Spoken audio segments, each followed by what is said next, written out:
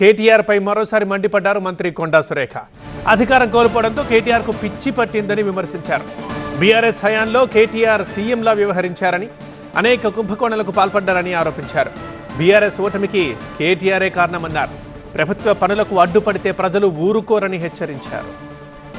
కేటీఆర్ని నామమాత్రంగా అక్కడ పెట్టి కేటీఆరే తానే ముఖ్యమంత్రిగా అన్ని పనికిమాలిన నిర్ణయాలు తీసుకొని ప్రజల సొమ్మును దుర్వినియోగం చేసి కోట్లాది రూపాయల కుంభకోణం చేసి ఈరోజు బీఆర్ఎస్ ప్రభుత్వానికి చెడ్డ పేరు తెచ్చి ప్రజల్లో ఈరోజు టీఆర్ఎస్ అంటే కూడా అసహ్యం పుట్టే విధంగా చేసి ఈరోజు ప్రభుత్వం పడిపోవడానికి ముఖ్య కారకుడు కేటీఆర్. మనం గెలిచిన తెల్లారి నుంచే మన మీద విష ప్రచారం చేయడం ప్రారంభం చేసిండు.